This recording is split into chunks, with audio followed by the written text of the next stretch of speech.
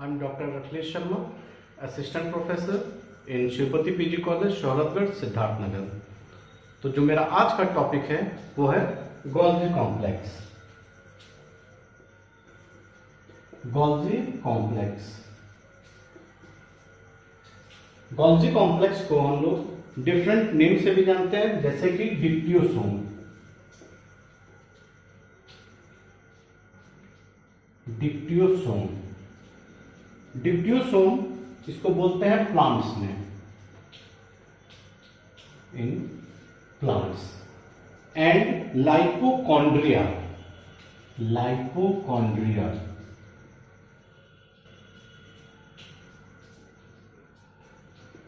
लाइपोकॉन्ड्रिया different name से हम लोग इसको जानते हैं। तो सबसे पहले हम ये समझे कि गोल्जी कॉम्प्लेक्स क्या होता है।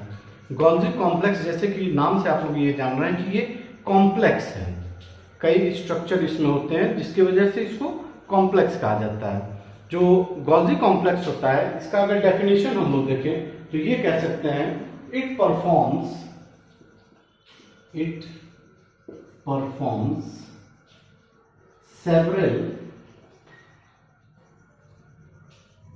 several functions, cellular function, you can call as cellular functions, like ये कौन से फंक्शंस परफॉर्म करता है, like biosynthesis of polysaccharide, biosynthesis of polysaccharides and packaging of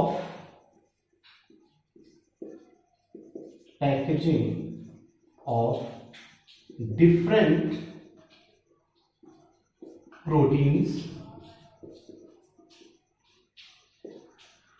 और इसका जो फंक्शन होता है, production of excretory vesicles, production of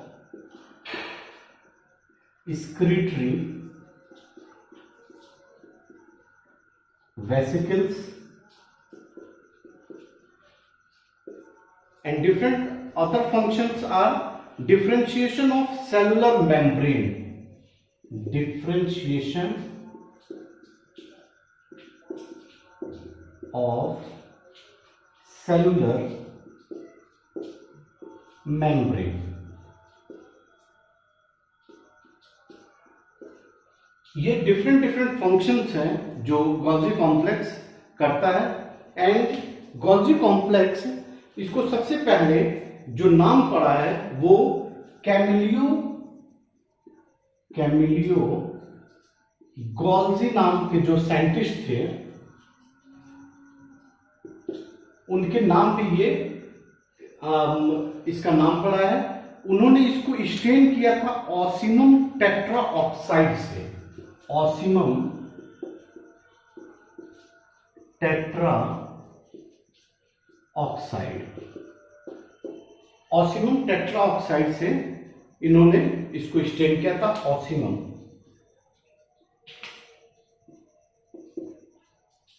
Ocimum tetra oxide से इन्होंने इसको स्टेन किया था। और स्टेन किया था, इसको सबसे पहले रिकॉग्नाइज किया था इन्होंने बैरल, आउल एंड कैट में। इसी की वजह से इस कॉम्प्लेक्स का जो नाम पड़ा था वो पड़ा था गोल्जी कॉम्प्लेक्स। जो साइंटिस्ट थे वो थे कैमिलियो गैंगिलिया।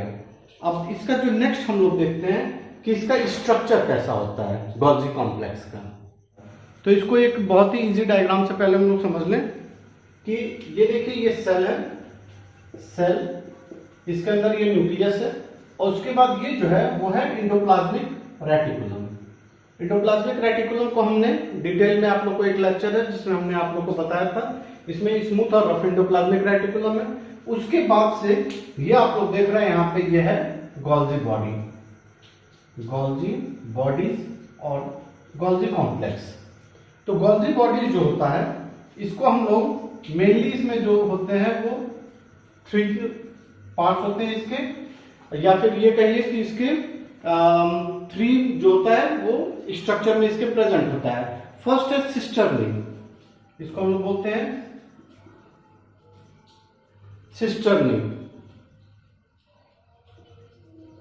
उसके बाद होता है ट्यूब्यूल्स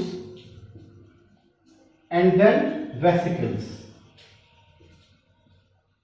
ये 3 पार्ट होते हैं गोल्जी कॉम्प्लेक्स में। इसमें आप लोग ये देखिए कि जो सिस्टर्नी होता है वो ये पार्ट है। सिस्टर्नी हम लोग इसको कह रहे हैं सिस्टर्नी, ये जो पार्ट है इसको हम लोग सिस्टर्नी बोलते हैं। और सिस्टर्नी के बाद इसमें होते हैं ट्यूब्यूल्स, जो ट्यूब लाइक स्ट्रक्चर होते हैं। इसके बाद ये जो पोर्शन है इसको बोलते हैं हम लोग वेसिकल्स। तो ये 3 पार्ट इसमें पाया जाता है और इसके बीच का जो स्पेस है उसको इंट्रासिस्टर्नल स्पेस कहते हैं। ये जो पोर्शन है इसको इंट्रासिस्टर्नल स्पेस, बहुत इंपॉर्टेंट ये स्ट्रक्चर है। जो आप लोग का इंट्रासिस्टर्नल स्पेस है, इसी में प्रोसेसिंग होती है, प्रोटीन्स की, इसलिए ये बहुत इंपॉर्टेंट इसका स्ट्रक्चर है। इसके बाद से हम लोग एक एक करके इन सब चीजों को हम लोग देखते हैं कि सिस्टर्नी का इसमें क्या रोल होता है, ट्यूब्यूल्स का और वेसिकल्स का। वेसिकल्स का बहुत इंपॉर्टेंट रोल होता है गोल्जी कॉम्प्लेक्स के फंक्शन में। तो एक एक करके हम इन सब चीजों को देखते हैं। तो सबसे पहला है cisternae. It is sac like structure, sac and flattened like structure ये होता है सिस्टर्नी में। और ये जो सिस्टर्नी के अंदर जो होता है इट इज फ्लूइड फिल्ड। इसका मतलब सिस्टर्नी की ये जो अंदर होता है इसके अंदर फ्लूइड होता है। उसके बाद ट्यूब्यूल्स जो होते हैं ये पूरा एक नेटवर्क होता है जो पूरे चारों तरफ ये फैला होता है इसमें गोल्जी बॉडीज में। इसके बाद वेसिकल्स जो होते हैं वो मेनली हम लोग 3 तरीके के होते हैं। वेसिकल्स का बहुत इंपॉर्टेंट रोल होता है। इसमें पहला आप लोग देखिए जो होता है वो है ट्रांजिशनल वेसिकल्स।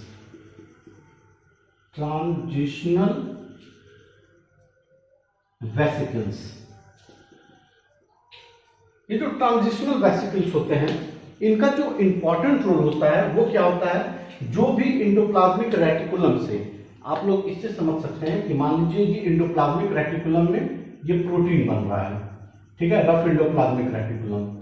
और इस रफ इंडोप्लाज्मिक रेटिकुलम से जो प्रोटीन्स होते हैं वो गोल्जी कॉम्प्लेक्स में आएंगे, गोल्जी कॉम्प्लेक्स के सिस्टर्नी में आएगा।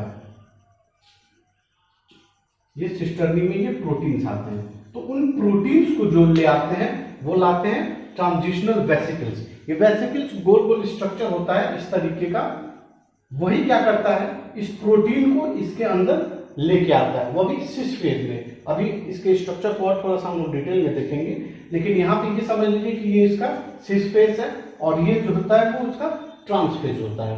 सिस फेज जो होता है वो इंडोप्लाज्मिक रेटिकुलम की तरफ होता है और ट्रांस फेज जो होता है जिसको मैचुरेशन फेज कहते हैं हम लोग, फेज, वो इस साइड में रहता है, उसके अपोजिट साइड में जिधर कॉन्केव होता है। तो ये जो ट्रांजिशनल वेसिकल्स होते हैं वो क्या करते हैं, इस प्रोटीन को सिस्टर्नी के अंदर लेके आते हैं। तो ट्रांजिशनल वेसिकल्स हो गए। और इसमें जो दूसरा वेसिकल्स है उसको बोलते हैं सिक्रीटरी वेसिकल्स।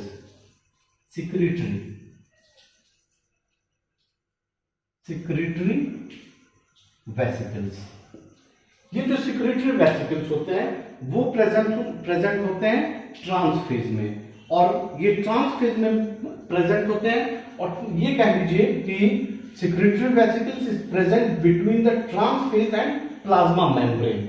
इसके बीच में ये सिक्रीटरी वेसिकल्स प्रेजेंट होते हैं। और तीसरा बहुत ही इंपॉर्टेंट वेसिकल्स है जिसको बोलते हैं क्लैथरीन कोटेड वेसिकल्स। इसका इंपॉर्टेंट रोल इसलिए होता है क्योंकि जो भी प्रोटीन बनता है जो इंडोप्लाज्मिक रेटिकुलम से गोल्जी कॉम्प्लेक्स में आएगा उसको क्या करता है, ये टारगेट ऑर्गेनल तक इसको ये लेके जाता है या फिर इसको ट्रांसपोर्ट करता है इन प्रोटीन्स को, इसलिए ये क्लैथरीन कोटेड वेसिकल्स होते हैं। उसके बाद से हम लोग जो नेक्स्ट इसका देखेंगे, हम लोग देखते हैं और थोड़ा सा डिटेल में इसका स्ट्रक्चर हम लोग देख ले गोल्जी कॉम्प्लेक्स का, कि इसमें और कौन कौन से पार्ट होते हैं और उनका क्या रोल होता है। तो गोल्जी कॉम्प्लेक्स के स्ट्रक्चर को थोड़ा सा हम लोग डिटेल यहां देखते हैं। ये है कॉन्वेक्स साइड और ये है कॉनकेव साइड। इससे आप लोग समझ सकते हैं concave, cave means this like structure, ये केव जैसा स्ट्रक्चर है। जैसे आप लोग बहुत इजी फॉर्म में समझ सकते हैं, ये गुफा जैसा दिख रहा है, इसलिए इसको हम लोग केव बोलते हैं। और उसके पीछे जो होता है वो कॉन्वेक्स होता है। तो ये कॉन्वेक्स, इसको हम लोग सिस फेस कहते हैं, और इसके नीचे जो होता है उसको हम लोग ट्रांसफेस कहते हैं। जो सिस फेस होता है इसको प्रॉक्सिमल और फॉर्मिंग फेस, इसको प्रॉक्सिमल और फॉर्मिंग फेस, फॉर्मिंग फेस है। और इसके नीचे जो कॉन्केव होता है वो होता है डिस्टल और मैच्योरिंग फेस, डिस्टल और मैच्योरिंग फेस। और इसमें आप लोग ये देखिए कि इसमें जो आप लोग का इंट्रासिस्टर्नल स्पेस और इंटरसिस्टर्नल स्पेस, ये हो गया intracisternal space, intracisternal space and intercisternal space, intercisternal space. यहीं पे आप लोग का प्रोसेसिंग होता है प्रोटीन का। और उसके बाद से होता है इसमें ये वेसिकल्स को हमने आप लोग को दिखाया था, ये वेसिकल्स है, ये वेसिकल्स है। और इसमें क्या होता है कि जो भी प्रोटीन होते हैं वो ये पोर्शन है, यहां से सिस फेस से ये मूव करेगा और ये धीरे धीरे प्रोसेसिंग होते हुए डिस्टल फेस या फिर मैच्योरिंग फेस की तरफ ये आ जाता है। तो ये कहा जाता है कि जो सिस फेस होता है it is closer to nuclear envelope, this is closer to nuclear envelope.